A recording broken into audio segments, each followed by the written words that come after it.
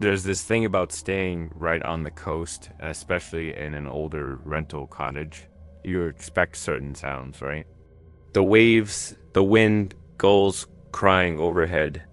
It's all part of the charm.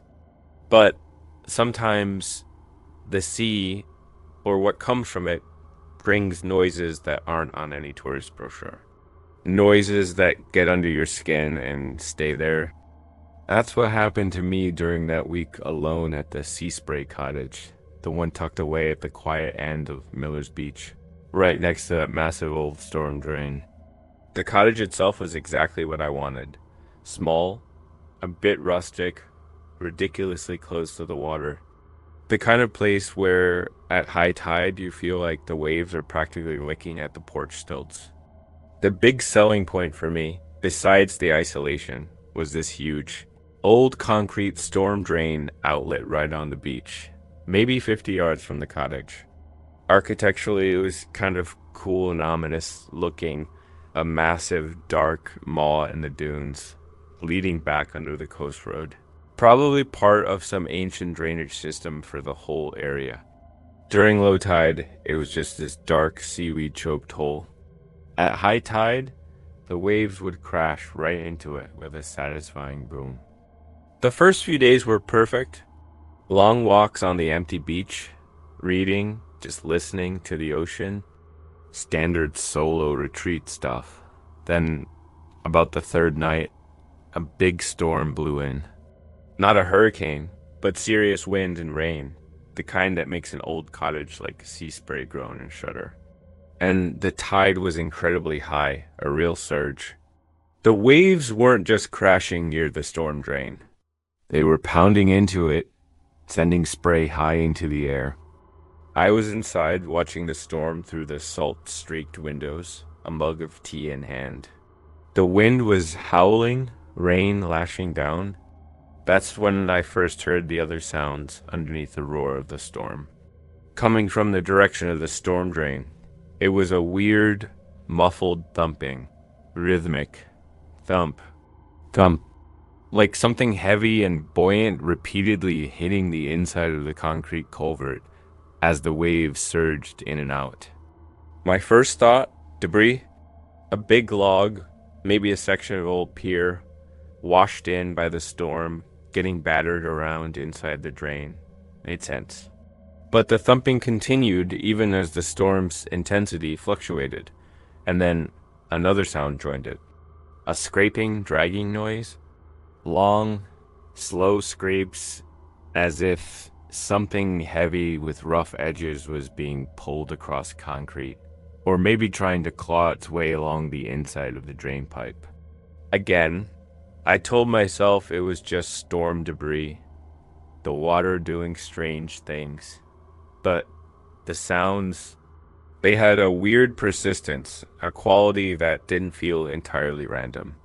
Was it possible someone or something was inside that storm drain network during a storm like this? The thought was unsettling. The storm raged all night. The thumping and scraping from the drain outlet became a weird, intermittent soundtrack to the wind and rain. I didn't sleep much. Kept imagining what could be making those noises. Tree trunks? A tangled mess of fishing nets and buoys? Or was it something more deliberate? The next morning, the storm had passed, leaving behind a gray, turbulent sea and a beach littered with fresh debris. First thing I did was pull on my boots and go check out that storm drain. The tide was still pretty high, waves still washing into the mouth of it, but the thumping and scraping had stopped. What I did see, though, just at the edge of the churning water near the outlet, was a strange, dark, oily residue clinging to the sand and seaweed. It hadn't been there before the storm, and there was a peculiar, sharp chemical smell in the air, different from the usual clean saltiness. My unease ratcheted up a notch. This wasn't just driftwood, that residue, that smell. It felt industrial, illicit. Was someone using this old storm drain system for illegal dumping? maybe under the cover of the storm. The thought made my skin crawl. Suddenly, the isolation of the cottage didn't feel so charming anymore. It felt exposed. Over the next couple of days, the sea calmed down. I tried to put the weird sounds and the oily residue out of my mind. But every time I walked past the storm drain, I'd get this creepy feeling. I started noticing things I hadn't before, like how the sand around the immediate opening seemed disturbed more often than other parts of the beach, even when the tide hadn't been particularly high. Almost like there was occasional, subtle activity there. Then came the voices, or what I thought were voices. It was another night, a few days after the storm. Clear sky, much calmer sea. I was sitting on the porch, reading, listening to the gentle wash of the waves, and I heard it. Faint, muffled, coming from the direction of the storm drain again. Not thumping or scraping this time. It sounded like murmuring, low, indistinct voices, too garbled by the distance and the sound of the waves to make out any words. But the cadence, the rise and fall, it sounded like a hushed, urgent conversation. My heart leaped.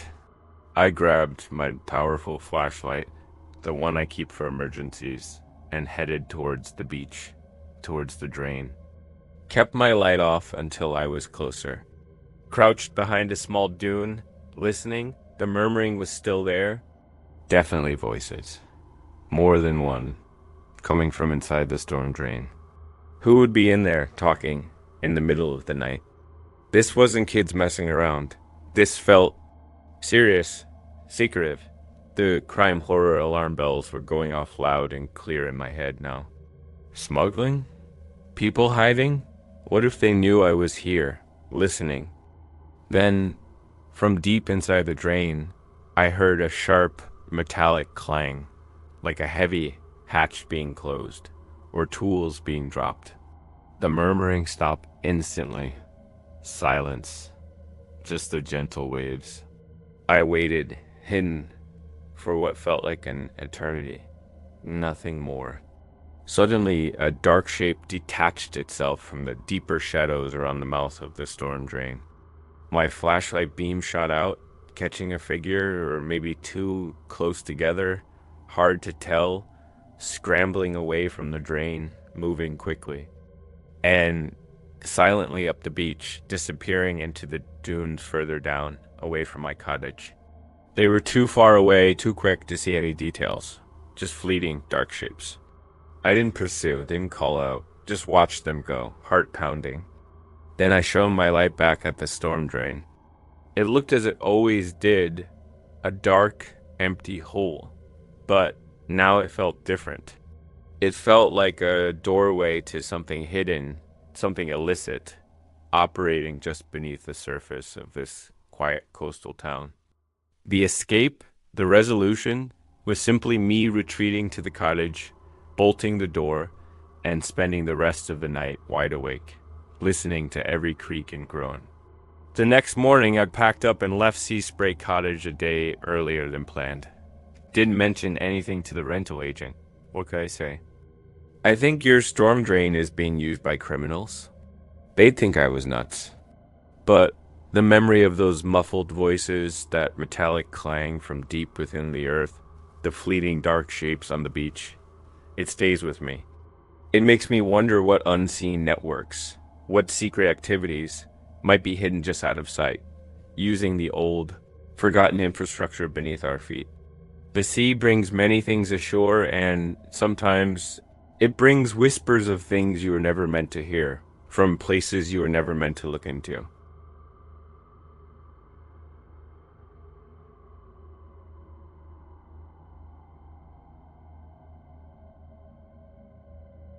There's a certain romance to things washed up by the sea, isn't there?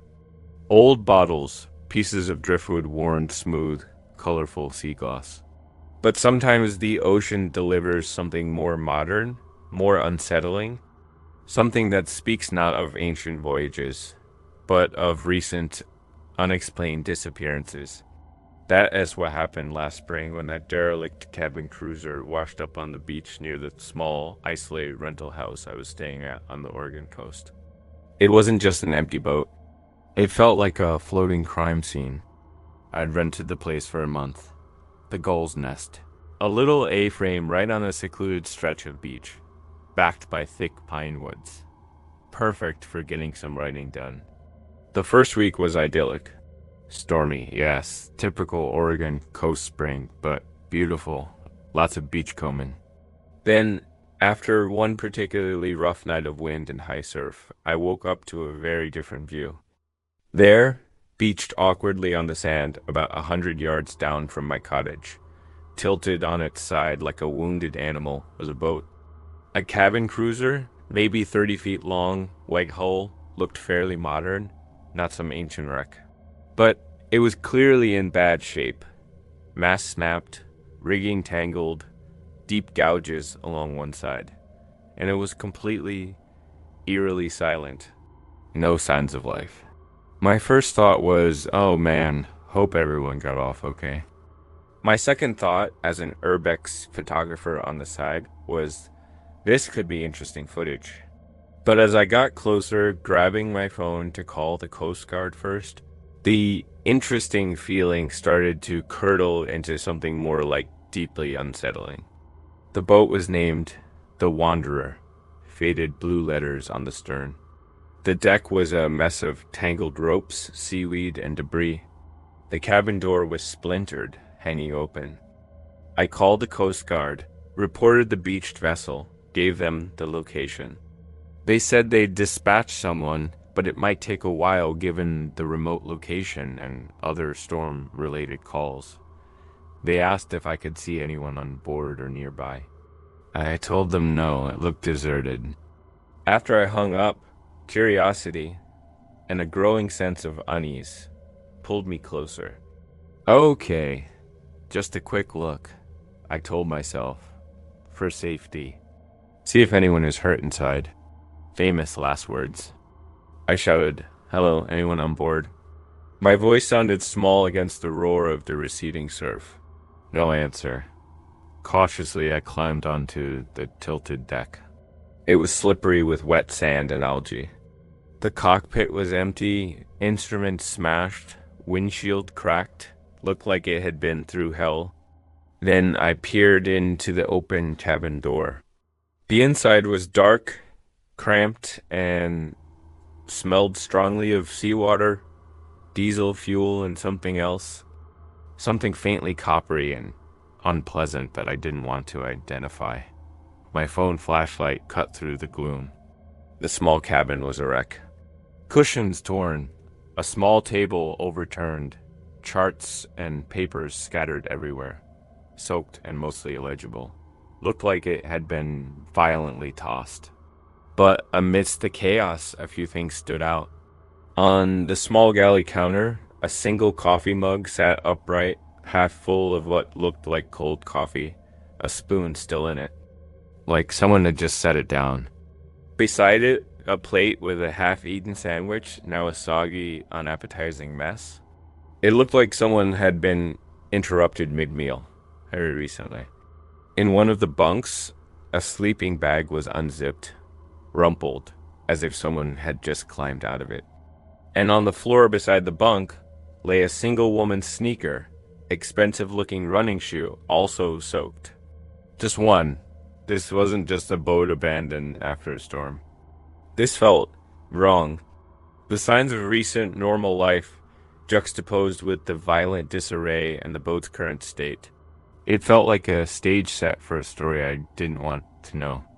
Where were the people? Why leave a half-eaten meal, a single shoe? Then I saw the more overtly disturbing thing. Tucked into a map compartment near the smashed helm, I found a small waterproof pouch, like the kind hikers use. Inside, wrapped in plastic, was a satellite phone. Looked new, and a small, spiral-bound notebook. I'd pulled it out, hands slightly trembling now. The notebook was damp, but mostly legible. It was a log or a diary, kept in a neat, precise hand. only a few entries dated over the last 3 days. The first entry was normal, setting sail, weather observations. The second entry, the next day, mentioned picking up a passenger at a prearranged offshore location. No name, just passenger. The tone was a bit more tense. The third entry, from the day before the boat washed up, was short, frantic. It talked about the passenger becoming agitated, arguments, something about a disagreement over terms. Then it mentioned the storm hitting. The last sentence was chilling. Passenger is not who they said. Tried to take the helm. Radio smashed. He has a... The entry ended there, abruptly, scribbled off the page. He has a what? I whispered, my throat suddenly dry. A weapon? My God. This wasn't a simple boating accident. This sounded like foul play, mutiny, hijacking, worse. The coppery smell in the cabin suddenly felt much more sinister. Were there signs of a struggle I'd missed in my initial quick scan? I didn't want to look closer. Suddenly, I felt incredibly exposed, standing there on that derelict boat, holding this diary. What if whoever he was, the passenger, was still around? What if they had made it ashore too? What if they knew about this boat, this diary, and came back for it? Or came back to silence anyone who found it? The remote beach, my isolated cottage? It didn't feel safe anymore. I carefully put the diary and the sat phone back in the pouch, took it with me. Backed out of the cabin off the boat, heart pounding. Scanned the beach, the dunes, the woods behind my cottage. Saw nothing but wind and waves. But the feeling of being watched, of being involved in something dangerous just by finding this wreck, was overwhelming. The Coast Guard arrived a few hours later, 2 officers. I told them about the boat, showed them the pouch with the diary and phone, watched their faces change as they read the entry. They asked me a lot of questions, took the pouch, searched the boat much more thoroughly than I had. Well, they didn't tell me exactly what they found, but their expressions were grim. They said it was now an active investigation. That was the resolution, I guess. I found it, reported it, they took over. I escaped any immediate danger from whatever happened on the Wanderer. But the unease, the sheer creepiness of it lingers. What really happened out there on that boat? Who was the passenger? What did they have? And what happened to the person writing that diary? The ocean throws up a lot of mysteries, but this one felt different. It felt like I'd touched the edge of a very dark, very human story. One that ended abruptly in violence and secrets. Now just a waterlogged diary and an empty shoe on a deserted boat. It makes you realize the sea doesn't just take. Sometimes it delivers evidence. And you might not like what it shows you.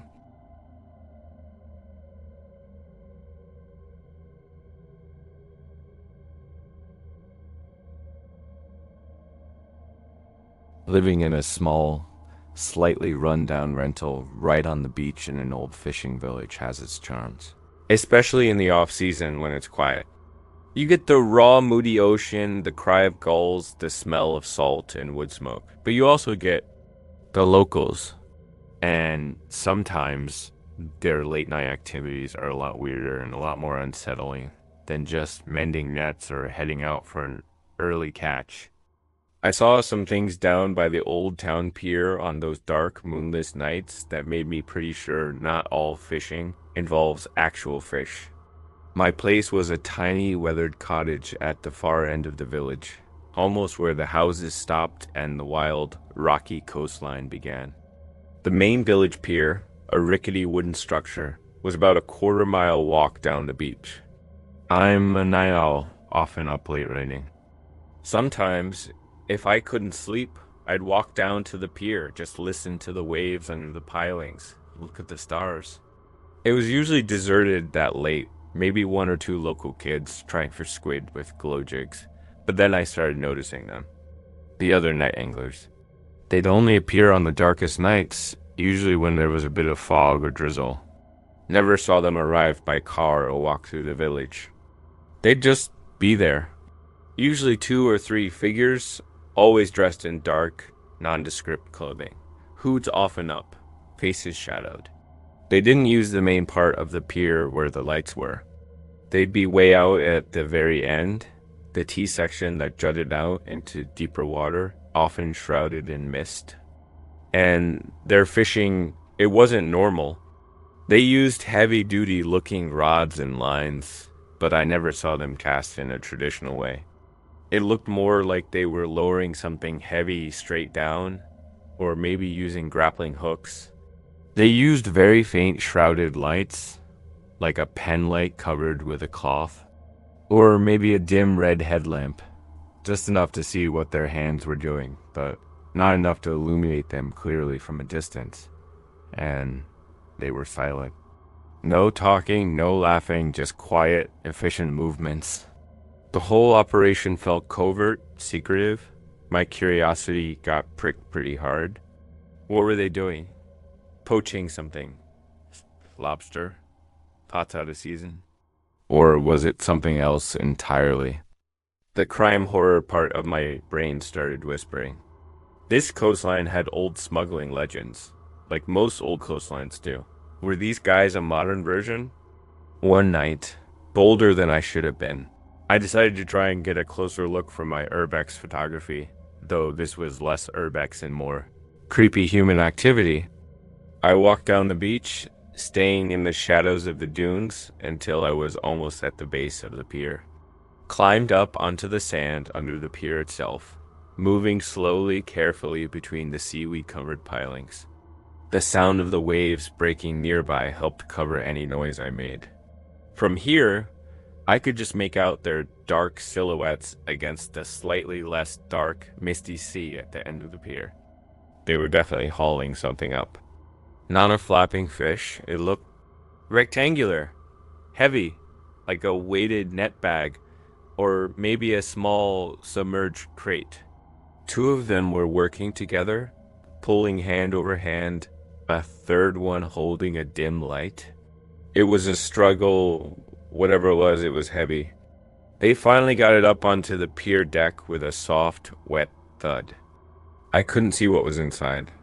They worked quickly, untying something, then seemed to lower the empty net or lines back down. Then one of them straightened out, turned their head slightly, and looked directly towards the shore, almost right at where I was hidden, under the pier. My heart leaped. Had they heard me? Seen a glint from my camera lens? I froze, pressing myself back against the cold, wet piling. He stood there for a long moment, just a dark shape, staring towards the beach. Then he turned back to his companions. They picked up whatever they'd retrieved. It looked like a couple of smaller, heavy-looking canvas bags now, and started walking back down the pier towards the shore, towards me. Okay, time to not be here. I scrambled backwards, out from under the pier, staying low, and scurried back up the beach towards my cottage as fast as I could without looking like I was full-on sprinting. Got inside, locked the door, went to the window that overlooked the beach and the pier, peered out, saw them. The 3 dark figures walking off the pier onto the beach. They didn't head towards the village. They turned the other way towards the wild, rocky headland beyond my cottage, and were quickly swallowed by the darkness and the mist. No car, no boat I could see. Where did they come from? Where were they going with those bags? The next morning I went down to the pier at low tide. Looked around the pilings at the end where they'd been. Found nothing out of the ordinary, except for maybe some deeper than usual scuff marks on the wood. And a faint, strange smell, almost like diesel mixed with something else. Something chemical I couldn't place. No drop packages, no clues. This pattern continued for a few weeks. Dark nights, foggy weather. The silent figures would appear at the end of the pier, haul something up from the water, and then disappear towards the headland. I never got close enough again to see exactly what it was. The mystery of it, the sheer clandestine nature of their operation, was deeply unsettling. Were they smuggling drugs, contraband, or something even stranger? My escape, my resolution, was simply deciding to stop watching, to stop walking down to the pier late at night, to just ignore it. What they were doing was clearly none of my business, and potentially very dangerous if they realized I was observing them. It left a permanent mark, though. That little fishing village, so quaint and peaceful by day, now felt like it had this dark, hidden undercurrent at night. The ocean wasn't just a place of beauty and power anymore. It was a conduit, a secretive highway for things best left unseen, facilitated by silent figures on a rickety old pier. It makes you wonder what really goes on in the dead of night in all those quiet little coastal towns. What strange catches are being hauled from the depths when the rest-off world is asleep? Some fishing trips, I figure, have nothing to do with fish at all.